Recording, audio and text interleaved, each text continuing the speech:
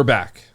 And today we have the infamous and beloved Rob and Esther, owners of Big Tex Gym, arguably one of the most popular and loved gyms in Austin. And I could not, and also the co-owners of the Austin Fit Fest, who happen to co-own it with yours truly. So welcome. Thanks for coming. I know you guys are not usually in the podcast world. Have you done podcasts before? I have not. Well, and you, everyone, this is Esther.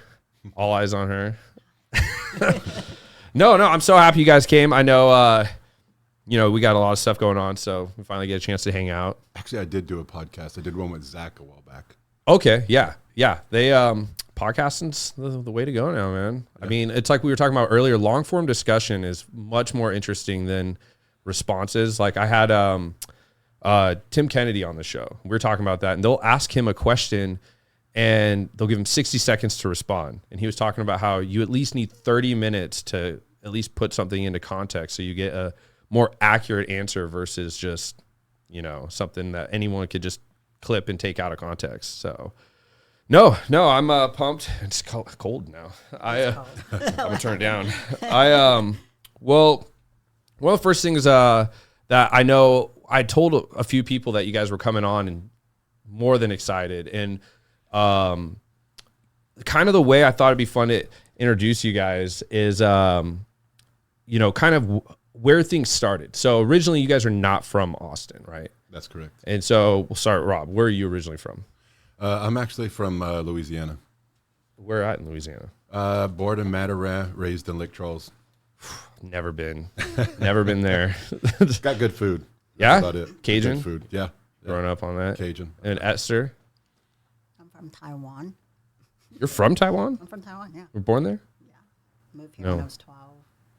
Joined the Army. Here I am, owning a gym. Yeah. Yeah. Skipping right to the grind. Yeah. Well, take it back a little bit. Growing up, was there anything like, I know eventually we all ended up in the fitness world, but like, were there hobbies and stuff you guys had growing up that kind of led you into that? Like, did you play sports or anything growing up? Do you want to answer that first? I mean, he looked at you first. I got to look at both of you guys. So for me, no, I never played sports. I actually was never in a public school of any sort. I was homeschooled. Really? So I never played any sports at all. Always wanted to, but never did. By the time I was 13, my dad thought, a good way to keep me off of drugs and stuff like that was to get me into working out. So he bought me a little gym kit, and I just never stopped. From 13 till now, I've never put it down. Yeah. It just became a part of life. Just became a part of life. I mean, it was a big thing. Like I grew up in a time, I think, where action heroes were like Arnold Schwarzenegger, Sylvester Stallone. Yeah. These huge, muscular, like everybody wanted to be them. You know what I mean? Yeah. So. I mean, they were talking about that. I saw an interview where they were saying back then people would go to movies to see them, like Stallone and Schwarzenegger and Jean-Claude Van Damme, and nowadays it's more people go to movies to see characters. For example, like Marvel, like they go to see Captain America or Iron Man, but it's not necessarily the actor, it's more the character. So True. Everyone wants to look like, Schwarzenegger and Stallone and things like that. And Esther, do you play any sports and do anything growing up? Yeah, pretty athletic. I think What did you do? soccer, basketball, even though I'm super short. You played basketball? I played basketball. I was good at shooting. Yeah. What else? I do shot put. I did cross country. Just a bunch of different things. You're still good at Never shooting really. basketball. Yeah, you still play? She still whips my ass all the time. Yeah. You guys play like horse. I don't really see one-on-one going in Esther's favor. No, it's horse. Yeah. Just I was just pulling it in. And so for both of you guys, that both eventually led into the military. And so when did you join? I joined right after the Twin Towers. So that was a whole story. But basically, I was sitting in a medical office. I watched it on television. I was like, well, I'm going to leave and go join. Yeah. Long story to it, but yeah, I joined right after that. That seemed to be a lot of people's motivation. The more I learned about people that joined right after that was they saw it and they said, I got to go. So, yeah, 100%. And, I know we just had the anniversary too, and it's just crazy to me. Like I remember I was in 4th grade. I just started a new school, and I woke up and I didn't know what was happening. And my mom was like freaking out. And I just remember going in the living room and she was like, this is crazy. Like, and I didn't know what was going on. I went to school and then none of the teachers were teaching. They were all watching TV, and then they sent us home, and like everyone lived within walking distance. And then I went home and I just didn't know what was going on. Didn't know what to expect. I couldn't hear, you know, what my mom was talking to like my family about. And my dad came home from work early and he was like, yeah, this is it. This is changing. Like, this is history. And I imagine that was a scary thing for a kid. Dude, people reacting like that. I was in 4th grade, so I was probably, I want to say I was probably like 10. I was 20, or I was 2001.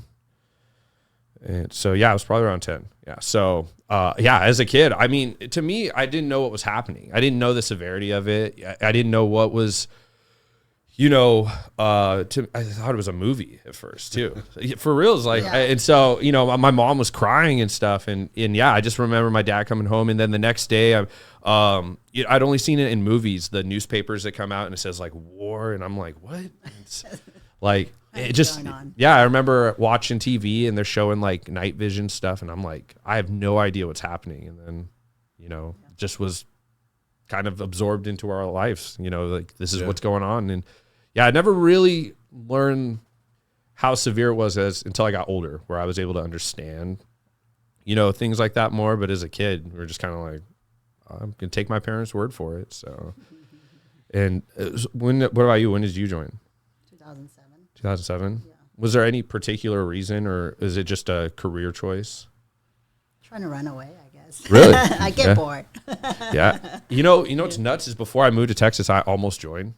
And it was out of that reason, though. I was 24, and I was living in Tacoma. My brother was stationed up at Fort Lewis.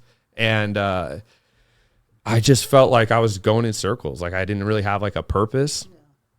And I told him, I go, you know, I think I kind of want to join. Like, I played football. I had a camaraderie, and I just had no friends at this point. And he was like, don't do that. And he was like, are you serious about joining? I go, yeah. Like, I think I really want to do it. And so we went out to dinner. And he basically was like, dude, he's like, don't join. He was like, you're doing it for all the wrong reasons. He's like,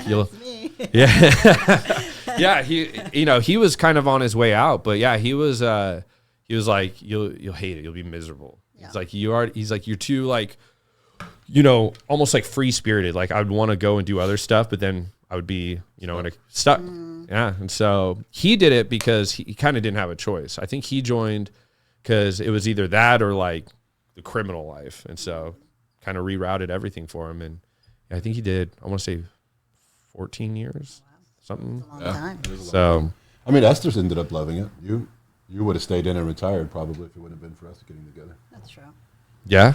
Yeah. What was I don't know military slang. They always, my brother, his friends talking. I'm like, dude, I don't know what you're saying. MOS? Yeah. Like, what was the career you did out there? Paper girl. I'm still a paper girl. Yeah. I got in paper girl. So true. We would be so screwed. Everybody in the military is janitor, right? Yeah. I mean, we clean. Yeah, that's pretty much it. I felt like we were just overpaid janitors. Right. Yeah. Yeah. You know, it's for as much as I'm around like vets and all military personnel, you would think I would have learned more. I still have no idea what they're talking about. I feel so out of place when I'm sitting in a circle with these guys and they're all talking, dropping the slang, and I'm like, I mean, like any other job, I feel like. Yeah, I just feel like it's just, you know, yeah. No, pull this. Yeah, there we go. Yeah, well, you know, and where did that where did that take you, I guess, is a question I'm asking. Like, how many different spots did you end up moving to? I actually didn't go anywhere. Really? You were saying? Yeah, I stayed in Texas the whole time. He went a couple places. I ended up finding I have like cancer cells or some shit like that right before we go deploy in Iraq. Wow. So, couldn't go. I know. So I stayed, and then until I got out in Texas.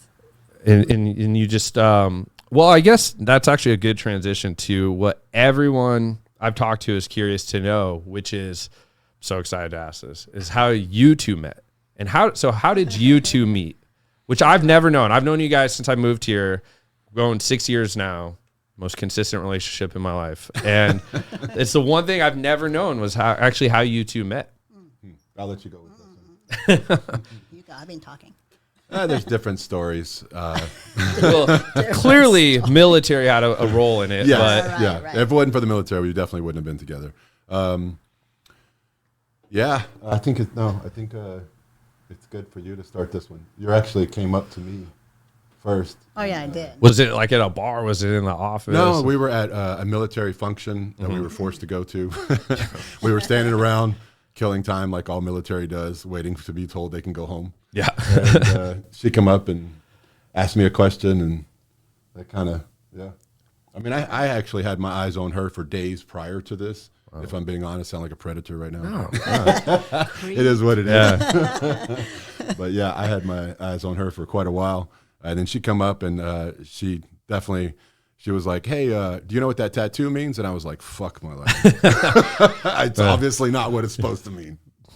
Right. Something about. Not gonna go into. Which is a tattoo? Which one? The one on the back of my neck. And I Okay. think the one on my arms too. But yeah, I later learned when we were living in Taiwan that it definitely didn't mean what I thought it meant, but it still wasn't too bad. It wasn't like, calling me like some weird name or something. Just, translation doesn't always work. So I'll never get tattoos of like a different Language. Yeah, they'll go like tourist or Never something on made it. sense. They're like, it's something motivational. It's like white guy, something simple. I thought it was cool. Or some kind of element, Yeah, just water. I'll stick to just like art.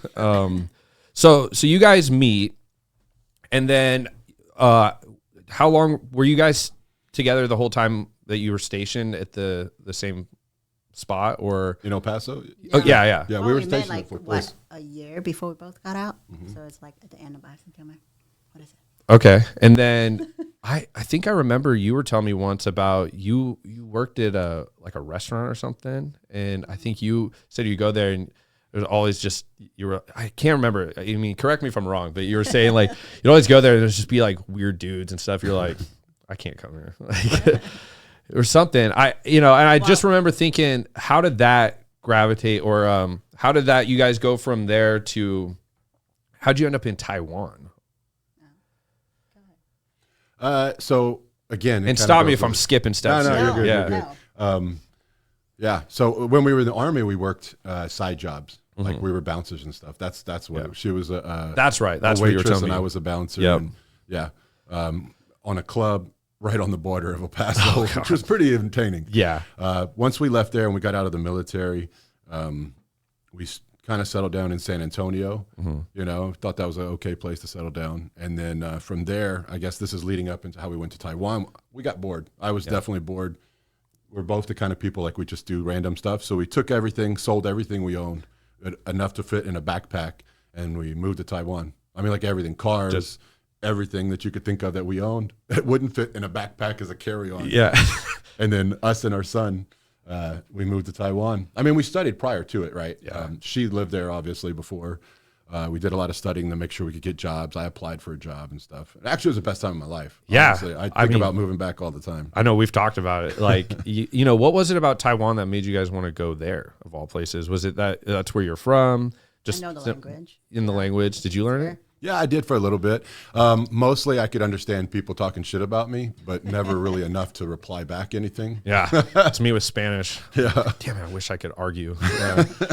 And so how long were you guys in Taiwan? A year. Almost a year. Yeah. Almost a year. And then you found your way back to Texas, or was there other places you lived prior to moving here? So there's a whole story, I guess, with that. To keep it short, because it would take forever. Honestly, each little thing that we ask, like there's a million different hours of conversation that it could branch off into. But keeping it short on that, I guess our son was a model. Yeah. in Like a- Taiwan, like a baby. Like a Gerber baby? Yeah, exactly what he was actually. He was on See? buses, billboards, everywhere. He's got a Facebook where he Making has more some of money that than stuff. us. Oh, yeah, Oh, he's making a killing.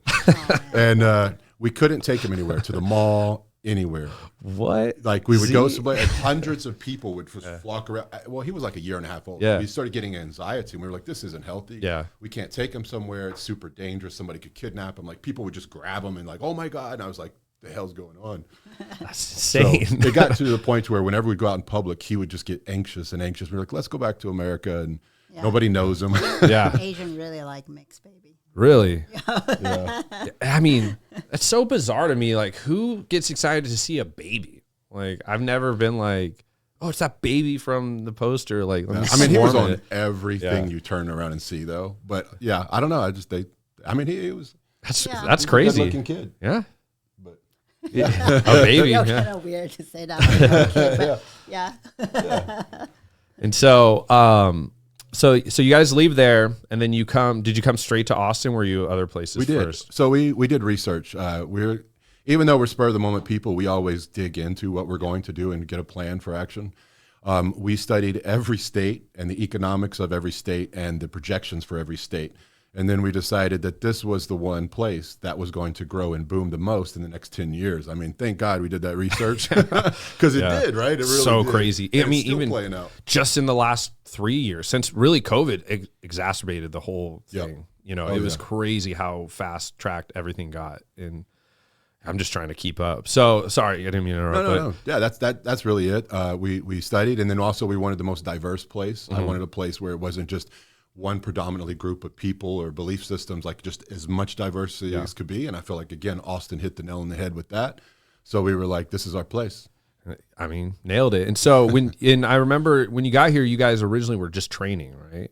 Well, actually, we were still doing other stuff, but not into the gym world yet. And then we finally did get into the gym Well, world. we always You started as a trainer. have been training together since we got together. Yeah. I mean, we've Like been training is training. You mean training like personal religion. training? Yeah, just Oh, like okay. fitness training, things like that.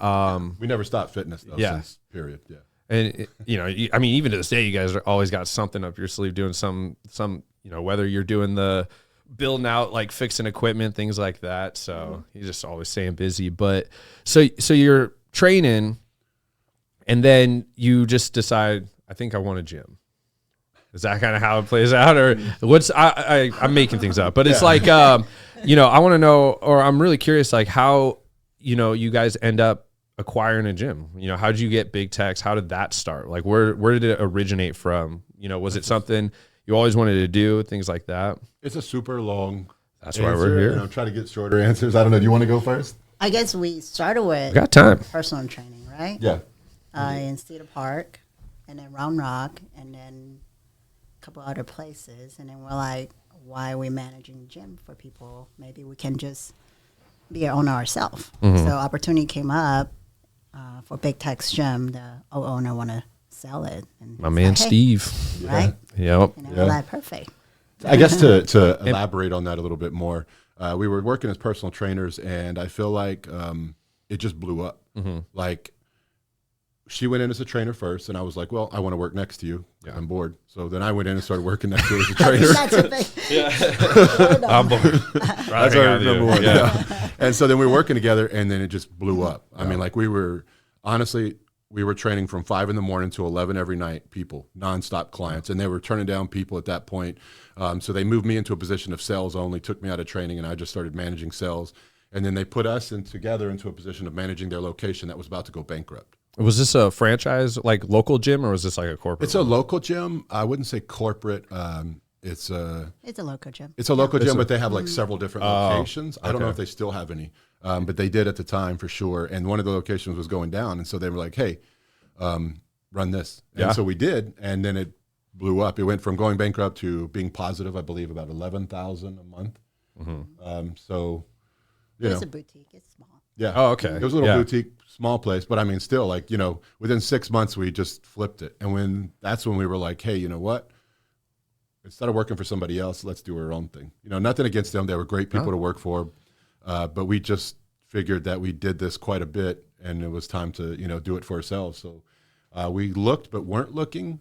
We got a membership at a powerlifting gym, Big Tex, and that's when the owner was like, "Actually, you're signing your memberships, but I'm about to go bankrupt, and the landlord's going to come and lock the doors." And we were like, "Oh, okay. Well, you know what?" Let's talk take it. to the landlord. Yeah. So we went and talked to the landlord. We talked him out of it. He actually was not going to not do it. He was like, "I'm liquidating everything. Gyms are a terrible business to be in. Nobody makes money, blah, blah, blah." And we were like, "I can change that, I promise." And yeah, we changed his mind. We're very, very lucky to have had him agree. And how long? And you just celebrated 13 years too, right? Yeah. That was fun. That I was didn't take it over until, 2015. So before that, I was owned by Steve. okay. Yeah. And, and when you first acquired it, was it just that side, that one section? It was. And it was the left side now, I guess, when you walk in, right? 4,000 square feet. Yeah, it's what we call the hot side. Yeah. No, started with no AC. Yeah. Yep. I mean, it has AC now, but not very strong. But yeah. Well, and so something that I've always been intrigued by, like, what were some of the challenges and stuff you guys faced and learned over the years from the time you acquired it to, I mean, even stuff you face today?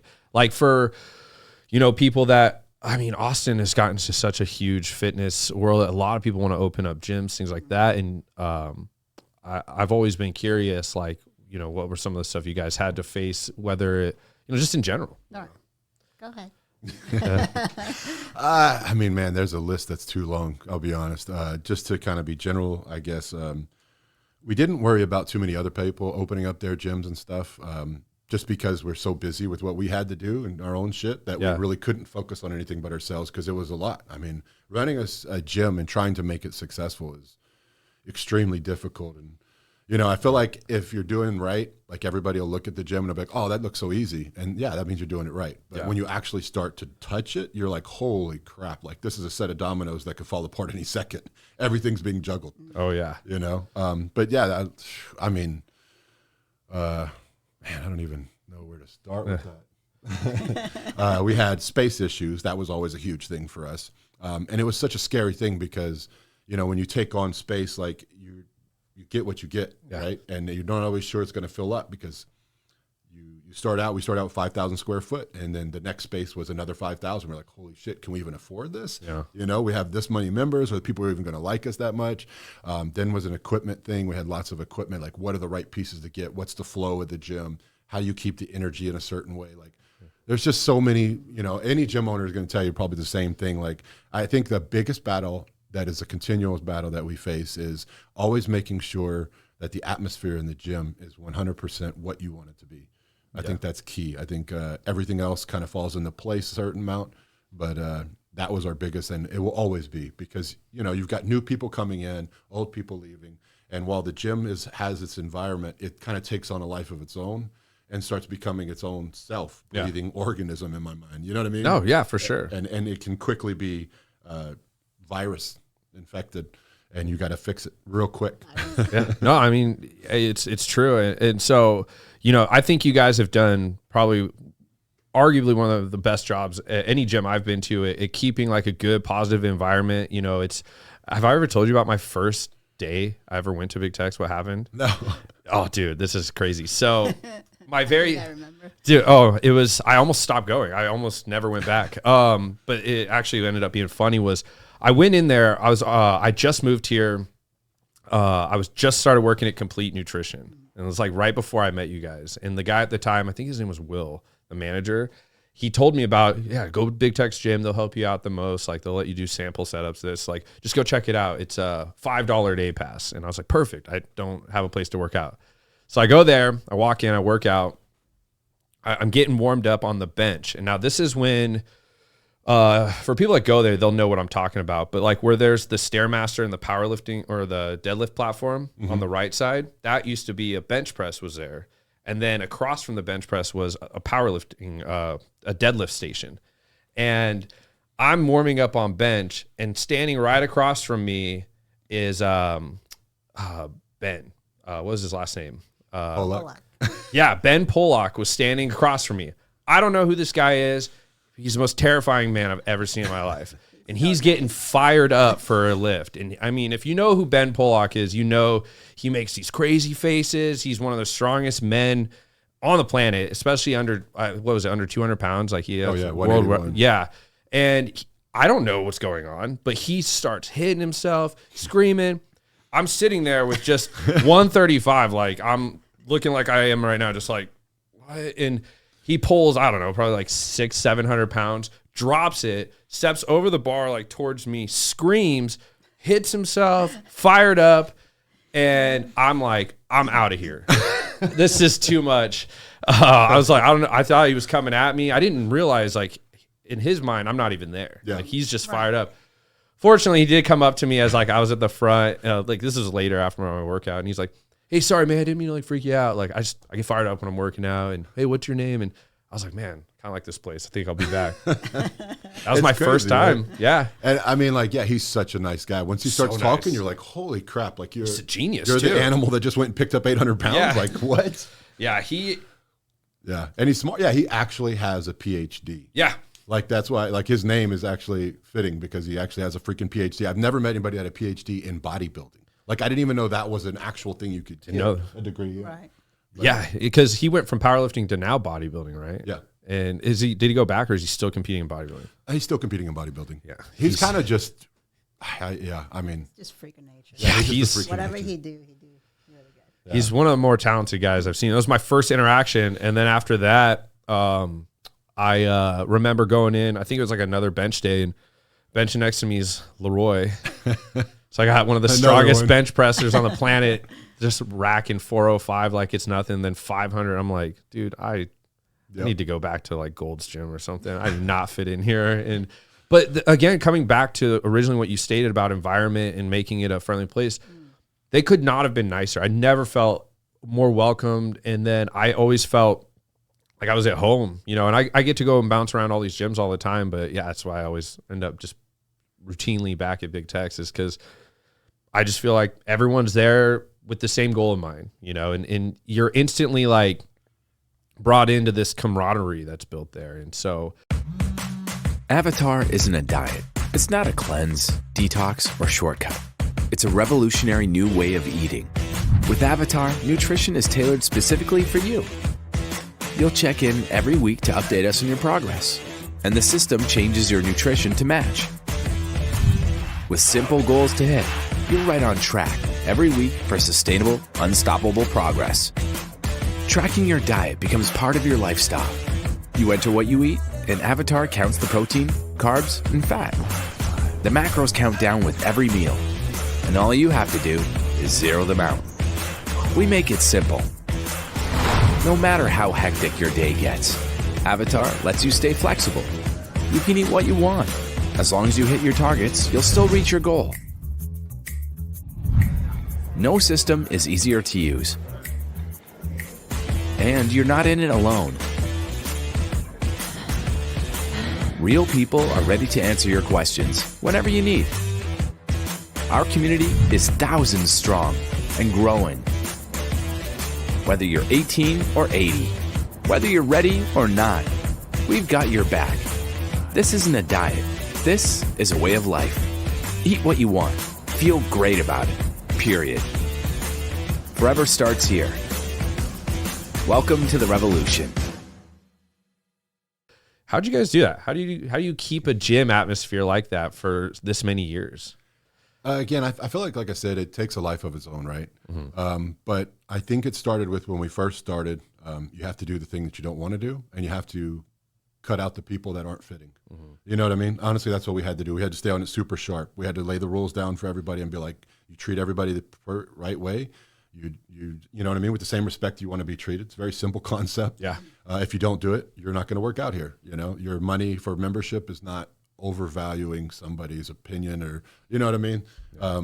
Just respect in general. I don't know if that made sense. No, it does. I mean, I get what you're saying, where it's, you know, you have to give respect to get respect, and you have to respect the people in your environment. You know, you can't act like, you know, your social media followers or something somehow entitles you to, you know, more space in that gym or anything in that gym. Yep. You know, everyone there is an equal. It's, you know, that's really how most gyms should be. And that kind of transitions into what I was going to ask next, which is, within the time that you guys took over the gym to now, have you noticed, or what have you noticed as far as gym culture goes? Like, have you seen a significant shift in it? And what are some like the pros and cons of that? Because there are some good, but there's also a lot of bad as well. So what have you guys noticed from the time you took over to now? Starting with gym culture, I feel like it's always changing. Yeah. I mean, even since when I was, like I said, 13 years old and I was training then, you know, the culture of the gym back then till now, I feel like it changes every couple of months now. That's the only difference, is it's changing at a faster pace.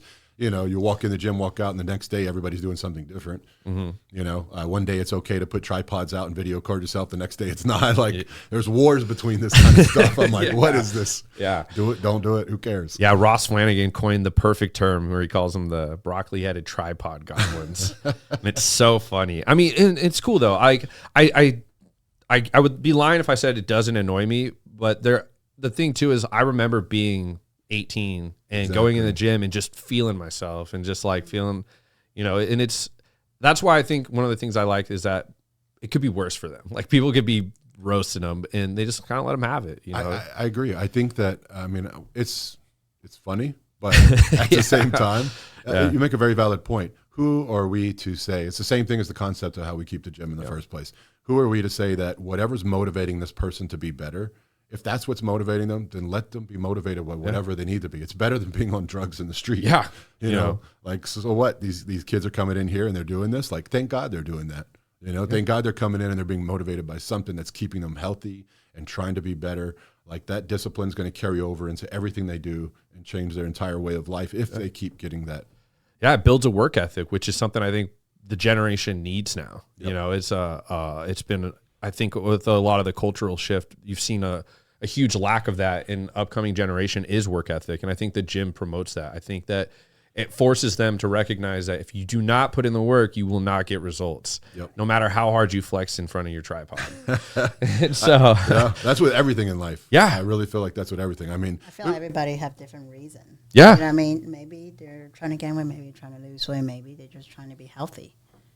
And yeah, well, what I've noticed with what I started with the Austin fitness community too is like I get tagged by a lot of the same people every day, and what I've learned from them is it's their way of accountability. So there's people that go in there and film themselves and do stuff like that, and you know, for a while it bothered me, but then it was like what you just said. You know, it's really their way of keeping themselves accountable. You know, and tracking their progress. And I mean, who am I to tell them to stop, as long as it's not infringing? Like, you know, you do get some people that get toxic with it. Like there's the influencer, Joey Swole, who calls people out for like setting up a tripod and then they just manufacture this problem where they're like, why are you staring at me? This, and dude, I'm just back here working out. And, but I think as long as it doesn't cross that line, it's really harmless. Like, you know, and that's why I just stay away from it. You know, do you think on that subject too, that social media, you know, has had a significant impact on the industry as well? You know, it's been both good and bad. What do you think? Do you think it's been more positive or negative? Did I take that one? no. Some bangers. Yeah. I mean, that's kind of a dangerous. Yeah. Well, the thing is I'm not asking if do you think it's bad? It's more like, what are the pros and cons in your guys' opinions? I think that overall positive. Right. Yeah, I think it's done a lot of positive for the fitness industry overall. You know, my personal opinion on it is that I think the pros and cons are there. I think that it has created a lot of interest. It's motivated a lot of people. I do think that it's also warped the view on it. You know, my boy, the Goob, you know, he's exposed a lot of that. And I had that conversation a while back where I think that it's gotten so exacerbated, so big that it's almost started to create, in some degree, an environment where people now feel like they're chasing something that's unattainable through like Photoshop and stuff like that. And so like, for me, like that's kind of like the pros and cons of it. You know, it's motivating, but then there's also a large group that creates, you know, bullshit. So, yeah. Well, I mean, that's been that way since the beginning of time. Let's be honest. If it wasn't social media, I remember back in the day, and I'm old, so I remember when there wasn't internet, and I remember there was magazines and people were like downing like Sports Illustrated and stuff like, these are unobtainable goals for women and men and stuff like that. And honestly, I get what they're saying. But, you know, whatever form is going to out there and largely display things, whatever it is, right? It's going to create a massive view for the public, and they're all going to have a massive amount of opinions on all this stuff. Yeah. And it's just everyone's an expert. Exactly. It's going to increase. And after social media, what's the next thing that's going to be the big thing that, you know, is out there for the rest of the world to see and have everything displayed like it is? So what do you think is the next? What do you think next is coming up? Like, what do you guys think that I can't even. Like, do you think it's going to be something like VR? Like, do you think VR is going to like create a whole new, like, I don't even know how to fathom that idea, but they're definitely trying. You know, like, where do you think it's heading? Do you have like any idea? VR would be cool. I like playing video games. Yeah. Oh yeah. We're in. Yeah, we're big in the VR actually. So Yeah. VR would be a cool way to do it. There's already a ton of VR stuff for fitness too. Like there's all kinds of things you put on your headset, and you can do yoga classes where it's like you're around people and they're actually doing yoga at the exact same time, and you can see each other. Yeah. It's really weird, but it's cool, you know. But you're not actually in a classroom. You don't have to leave. You can do fighting classes. You can do blah blah blah. Are they as good as the other? Maybe not. But I'm not a big fan of like the virtual reality from that aspect. I think it's important to be in real life environments when it comes to health and wellness. I think that's what makes, you know, a fitness community so important, is you're surrounded by like-minded individuals that push each other. And I just don't think you get that same type of, you know, rush or motivation when you have a headset on in your living room. And so like, that's kind of what I'm worried about. I'm kind of with you. I can't even fathom up an idea of where it's heading. Right. You know, it's I never would have guessed that's where it's at now. I mean, technology is insane, and the way it's just growing, and it's more interactive, and it's kind of scary too at the same point. You know, my it's kind of off brand, but it's like my dad, I talk to him all the time, and you know, he was a drummer in an 80s rock band, and he's like, man, if we had any of this stuff, we would have been canceled like after our first show. You know, so it's like, I feel like expectations for perfection are so much higher due to it. So we'll see what's happening. Yeah, I'm excited though. It's always fun to watch. Well, you know, and today's episode was brought to you by Austin Barbell. More than just a gym, a barbell club. Austin Barbell is open to aspiring athletes of all skill levels. They offer an in-person group format training classes for any skill level. This includes beginners without experience, just beginning strength training, or advanced athletes looking to gain a competitive edge. Austin Barbell's objective is to grow the sport of Olympic weightlifting and make it accessible to everyone. They have a scaled approach to strength training. I've personally seen these athletes in action, and their Ollie lifting strength program is 100% ideal for all athletes, including CrossFit, powerlifting, and bodybuilding. Train alongside national competitors and beginner athletes in a supportive team environment. Austin Barbell has 2 locations in North and South Austin. For more information, go to www.austinbarbell.com or check them out on Instagram @AustinBarbell. Today's episode is brought to you by ReGen Health and Wellness. The team at ReGen Health and Wellness is devoted to helping patients revitalize, repair, and renew the optimal blueprint of yourself. They provide an individualized and concierge model of healthcare, empowering patients to optimize their health span and overall quality of life. It's said no one can escape father time, but almost everyone can make the conscious decision and commit to living better and healthier lives. It begins with a mindset. They offer both in-clinic and telemedicine consultations. So whether you're due for a routine checkup or struggling to hit your health and fitness goals, go online or give them a call to schedule your appointment today. With you know, you guys were mentioning that, you know, when you got started at Big Tex, it was originally a powerlifting spot, and you guys have kind of transformed it into not only powerlifting, but it's a really home base for bodybuilders and strongman. You know, you guys have a whole strongman section, but the other thing you've done really cool, in addition to that, is you've made it an environment that's really welcoming to everyone, your everyday gym goer. But what I was curious on was, how did you guys get so involved in like the strongman powerlifting world? Because you guys have the Big Tex Classic, you know, you put on the events for like the Austin Fit Fest, or at least, you know, you organize it, you're help part of it. So how did that come about? Like, how did you guys get into that world? Actually, it's funny. It starts when we had our very first event, period. Our very first event, we bought the gym, and a couple months we were like, you know what, we have to do events. There has to be a reason for athletes to train. If there's nothing, then what are we as a gym? So we create things for them to train for. And so we did our first event. Everybody went outside in the parking lot, and they held up these hammers, and who could hold it the longest, just different exercises like that. And it just typically ran alongside of strongman style exercises. But it was everybody. Like, you'd have MMA, you'd have, you know, bodybuilders. Everybody was competing, again, just for fun. You know, we'd throw out silly little prizes and stuff, and it grew and developed. 10 years ago, there wasn't a lot and except for the big leagues. Yeah. And we just kept doing it, and then people asked for more and more and more, and then we just we dove into where we're at now. It was powerlifting, strongman, everything. Like, we did a lot of bodybuilding stuff. We've sponsored a lot of bodybuilding stuff. I know you guys, when I first really started working with you, was the thing at the Dell Diamond you did. And you had that, bodybuilding. What was that? The Monster Sports Festival. Yeah, Monster Sports Festival. Yeah, I had the table there. And that's when I first met you. I was working complete nutrition. Yep. And that's actually when I met Dan too, Daniel Beery.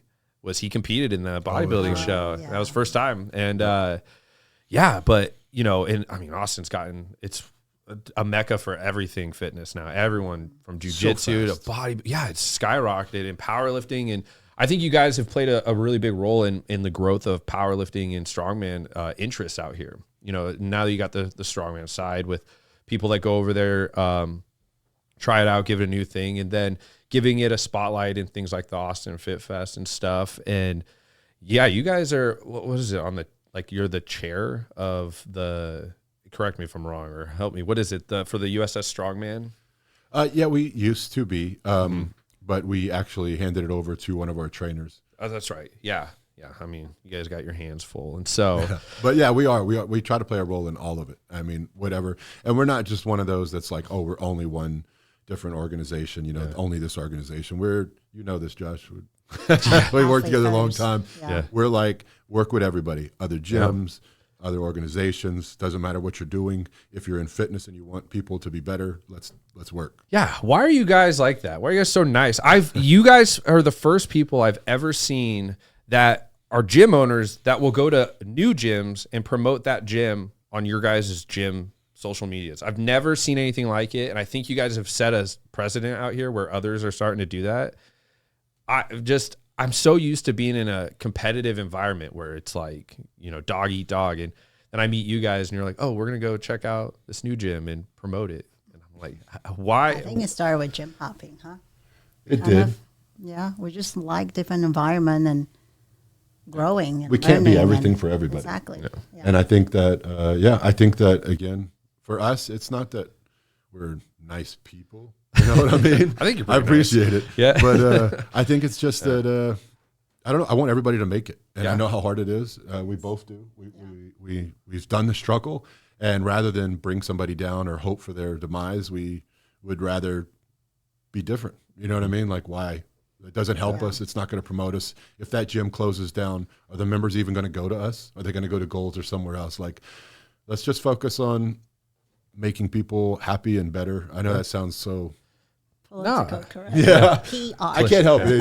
It's just our nature. It's just honestly, it's just what we are. I feel like there's just too many fish. Austin is so compact. You know what I mean? Like, there's no point. Millions of people. Why not work together?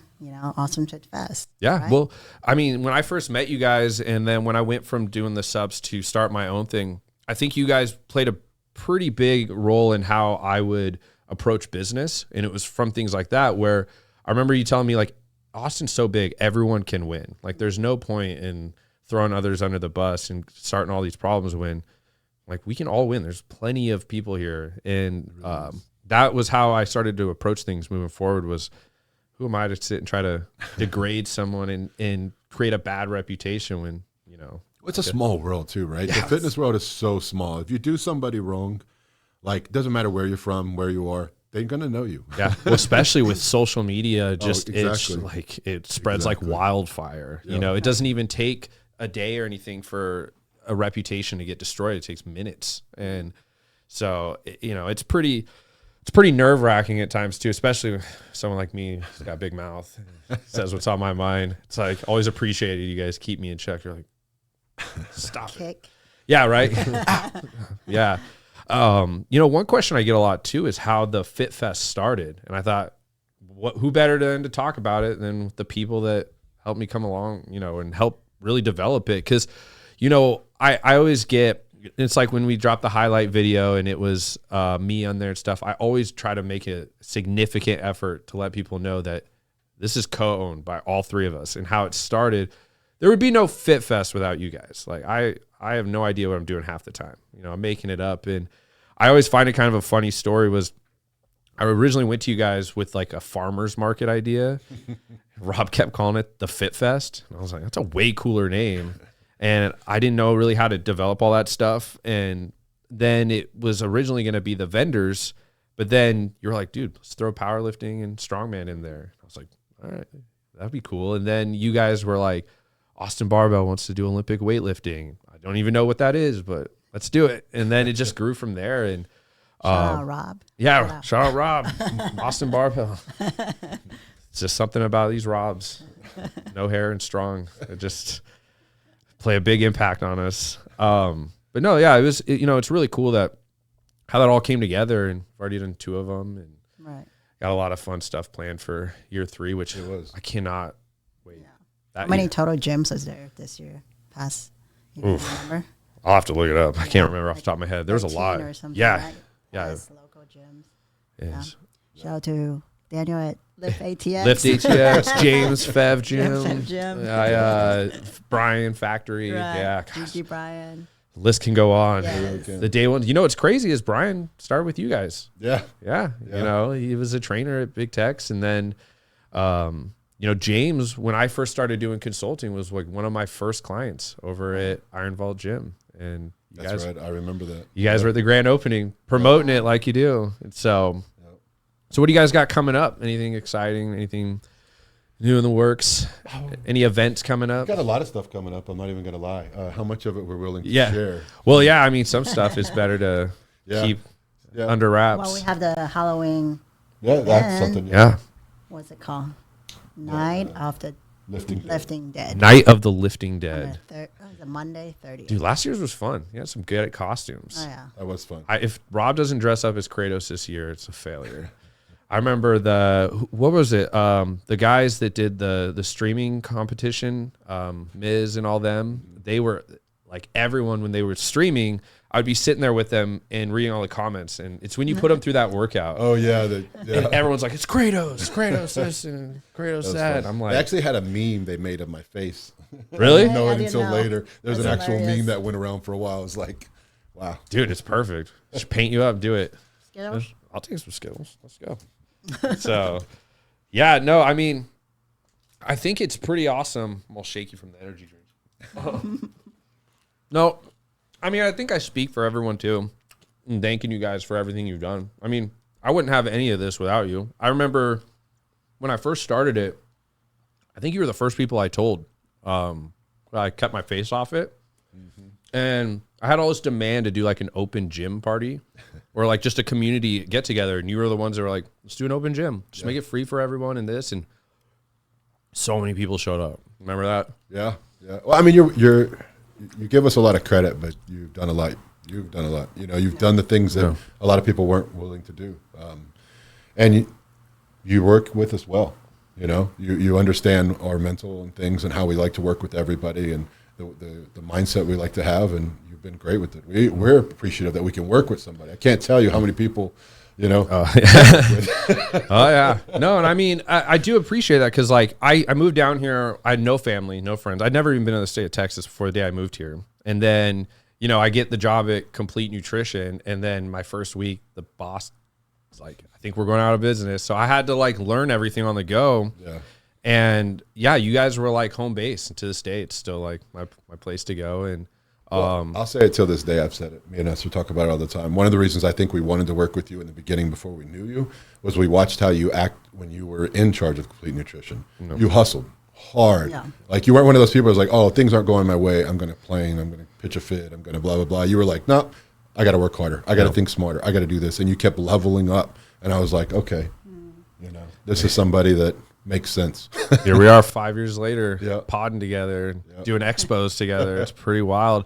And I always tell people, like, I was like, Rob and Esther are the only ones I trust. I was like, your word is your bond. And I feel like a lot of people have forgotten that. But I tell people all the time, I'm like, they could tell me anything and I don't even have to think twice about it.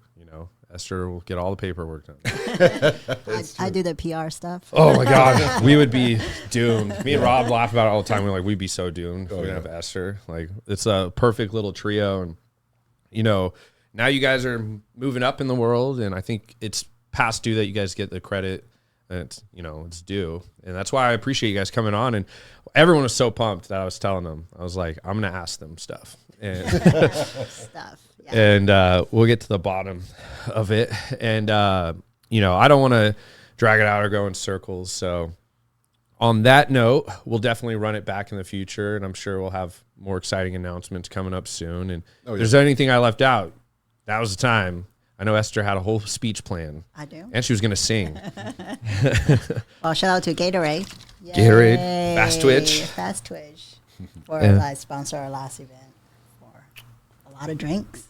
Yeah. It was good. Got a fridge full. Oh, yeah. Yeah. Got a trailer full. Yeah. God, Fit Fest is, I just remember the trailer. We're like, Oh yeah. that tire blows. We're out. And so Fun times, right? so many more coming. It's yeah. crazy how fast time's gone by too. We can talk about what we have planned for next year. For the Fit Fest? Yeah. Do you want to? I didn't know if we should bring it up. We got more sports. We don't have to go into details. We can. I mean, I'm down. We could talk about what we want to do. As far as what we've already talked about, like, so yeah, that's exciting. You want to say it? No, go ahead. You have it. I feel like I feel like I just, all right. Well, so for year 3, you know, I know we want to make it a multi-day event. And I think, you know, we've all kind of agreed that it's time to fulfill the most in-demand sport, which is bodybuilding. You know, we want to bring bodybuilding into the Fit Fest. We want to we're definitely bringing back Armored Combat. That was so fun. Oh yeah.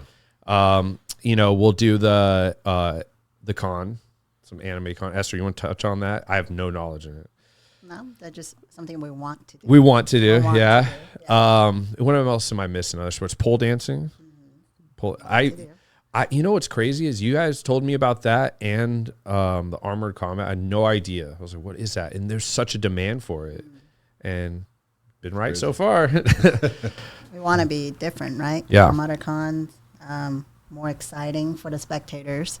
Yeah, I think What's it's what separates us from a lot of like very similar expos is we try to really cater to the people versus just doing what we think, and, you know, try to get as many different gyms and, you know, local businesses involved. You know, obviously we want our big brands there, but, you know, the whole point is to help support the city and show our love to the city for everything, you know, they do for us. Like, I wouldn't have any of this without that. So That's true.